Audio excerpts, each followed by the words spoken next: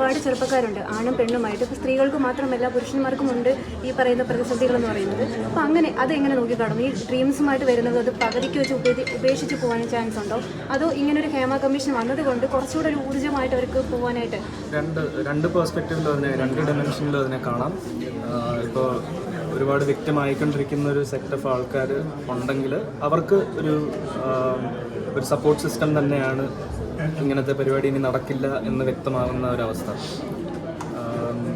അല്ലാത്ത പക്ഷം ഇതിനെ ഓവർ യൂട്ടിലൈസ് ചെയ്യാനും ഇതിനെ ഫേക്കായിട്ട് ഇതിനെ ഡീൽ ചെയ്യാനും ഫേക്ക് വിക്ടിം പ്ലേ ചെയ്യുന്ന ആൾക്കാർ അത് നല്ലതല്ല. അത് ഇൻഡസ്ട്രി അനാവശ്യമായിട്ടാണ് ബാധിക്കുന്നത്.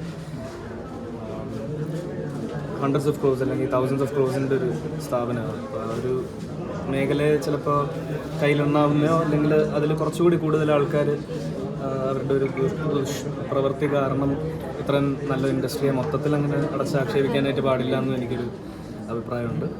ഇപ്പോൾ സിനിമ എന്നുള്ള ഇൻഡസ്ട്രി നോക്കുകയാണെങ്കിൽ മലയാളത്തിൽ മാത്രമല്ല ഇങ്ങനെ നടക്കുന്നത്.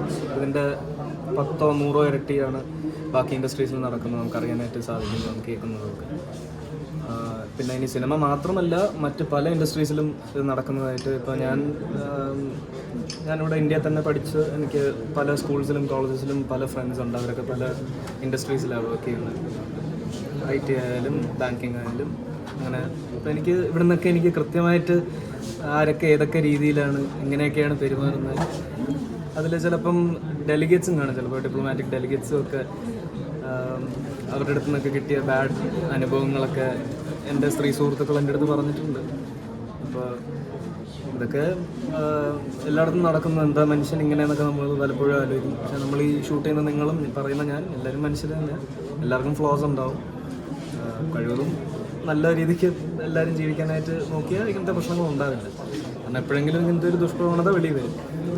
നമ്മുടെ നാട്ടിലൊരു സിസ്റ്റം ഉണ്ട്, ഒരു ഗവൺമെൻറ് ഉണ്ട്. നമ്മുടെ ജനങ്ങൾക്ക് ഒരു പ്രശ്നം വന്നു കഴിഞ്ഞാൽ അത് നമുക്കൊരു നിയമ സംവിധാനം ഉള്ളത്. അപ്പോൾ അതുപോലെ തന്നെയാണ് ഫിലിം ഇൻഡസ്ട്രിയിൽ നല്ലതിനായാലും എല്ലാത്തിനും ഉള്ള ഒരു സംഘടനയായിരുന്നു അമ്മ എന്ന് പറയുന്നത്. ഇത്തരം ഒരു പ്രശ്നങ്ങൾ വന്ന സമയത്ത് ഒരു മറുപടി പോലും കൊടുക്കാതെ അമ്മ മൊത്തത്തിൽ എല്ലാവരും രാജിവെച്ച് പോയതിൽ, അതായത് നമ്മുടെ ലാലേട്ടനായിക്കോട്ടെ അതിൻ്റെ പിന്നുള്ള എല്ലാവരും, അത് ഒരു വാക്ക് പോലും അവർ മറുപടി കൊടുക്കാതെ ഇറങ്ങിപ്പോയത് ശരിയാണോ തെറ്റാണോ? ഫസ്റ്റ് ഓഫ് ഓൾ ഞാൻ അമ്മയിൽ വളരെ പുതിയ മെമ്പറാണ്. ഇപ്പോൾ അമ്മയിലെ ഒരു ബേബിയാണ് ഞാനെന്ന് വേണമെങ്കിൽ പറയാം. അപ്പോൾ ഞാൻ ഇപ്പോൾ ലാൽ സാറോ അല്ലെങ്കിൽ ഇതിൻ്റെ എക്സിക്യൂട്ടീവ് കമ്മിറ്റിയോ അല്ലെങ്കിൽ ഇതിൻ്റെ പ്രസിഡൻറ്റ് അങ്ങനെ അവരാരെങ്കിലും ചെയ്തൊരു പ്രവൃത്തിയെ വിലയിരുത്താനുള്ള ഒരാൾ ഞാനായിട്ടില്ല. അതാദ്യം തന്നെ. രണ്ടാമത് ഇപ്പോൾ ദേ ആർ ഓൾസോ ഹ്യൂമൻസ്.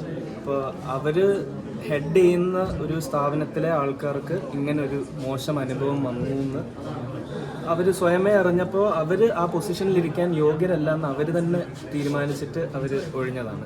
അത് ഒരു നല്ല രീതിയിൽ അതിനെ വേണമെങ്കിൽ കാണാം. പക്ഷെ അപ്പോൾ ഒരു റെസ്പോൺസിബിൾ ആയിട്ടുള്ള ഒരു ലീഡർ അവിടെ ഇതിന് ആൻസറബിൾ ആയിട്ട് അങ്ങനെ ചിലപ്പോൾ ഉണ്ടാവില്ല. പക്ഷേ again they are also humans. അവർക്കും അവരുടെ ഇമോഷൻസും പ്രൈവസിയും പിന്നെ ഇപ്പോൾ ലാൽ സാറായാലും മമ്മൂട്ടി സാറായാലും സിദ്ദിഖ് സാർ ആര് തന്നെ ആയാലും ഇവരൊക്കെയാണ് നമ്മളിപ്പോൾ ഞാനൊക്കെ നിന്നിട്ട് അഭിനയിക്കുന്ന ഇൻഡസ്ട്രി ക്രിയേറ്റ് ചെയ്ത ആൾക്കാർ. അപ്പോൾ അവരോടുള്ള ആ ഒരു തരത്തിലുള്ള റെസ്പെക്റ്റ് എനിക്ക് മാറ്റി നിർത്തിക്കൊണ്ട് സംസാരിക്കാനായിട്ട് എനിക്ക് സാധിക്കില്ല. പക്ഷേ അഗൈൻ ആസ് എ ലീഡർ ചിലപ്പോൾ ലാൽ സാറ് ഒന്ന് നിന്നിരുന്നെങ്കിൽ നല്ലതായിരുന്നു എന്ന് എനിക്ക് തോന്നി. പക്ഷേ അത് എൻ്റെ പ്രൊവഗേറ്റീവ് അല്ല, അത് പറയേണ്ടത് ഞാനല്ല തീരുമാനിക്കേണ്ടത്. എൻ്റെ ചിന്തയിൽ വരുന്നതല്ല അവർ ചെയ്യേണ്ടത്. അപ്പോൾ അതെല്ലാം അവരുടെ യുക്തിക്കനുസരിച്ച് എല്ലാം കറക്റ്റായിട്ട് തന്നെ ആയിരിക്കും ചെയ്യുക.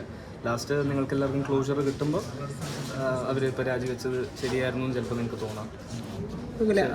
അങ്ങനെയെങ്കിൽ ഇപ്പം ഈ ഒരു വിഷയം ഹേമ കമ്മിറ്റി വന്നതിന് ശേഷം മാധ്യമങ്ങളുടെ ഭാഗത്തു നിന്നുള്ള ഒരു പ്രകോപനപരമായ സമീപനം ഉണ്ടായിരുന്നല്ലോ. ഇപ്പോൾ കഴിഞ്ഞിടയ്ക്ക് അച്ഛനാണെങ്കിലും ആ ഒരു സംഭവം ഉണ്ടായി.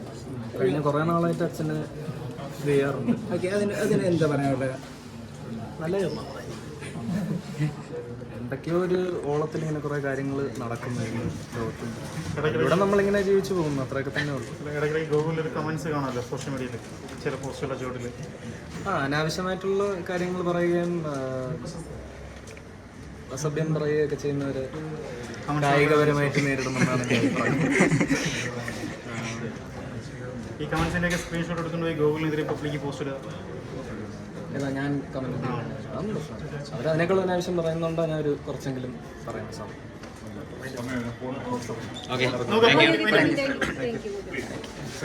ആ മൈക്ക് തരും.